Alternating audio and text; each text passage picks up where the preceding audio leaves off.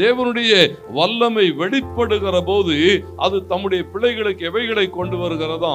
ஒரு பெரிய பலனை கொண்டு வருகிறது. சூழல்களை மேற்கொள்ள ஆண்டவரிடத்திலிருந்து வருகிற அந்த பலன் தான் தேவனுடைய வல்லமையாக நம்முடைய வாழ்விலே வெளிப்படுகிறது.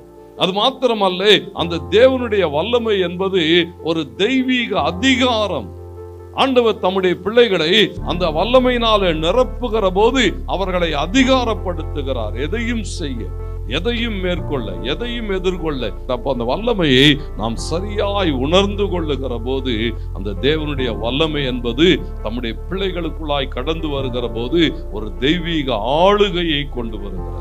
மின்சாரத்தினுடைய வல்லமை என்ன சொன்னா, இந்த ஒரு சின்ன ஒரு வட்டத்துக்குள்ள, இந்த சின்ன ரூமுக்குள்ள வேணா எதையாகிலும் என்ன செய்ய முடியும்? வெளிச்சம் காண்பிக்க முடியும். தேவனுடைய வல்லமையோ பூமி பந்தின் மீது எங்கும் வெளிச்சம் பிரகாசிக்க பண்ணுகிறது.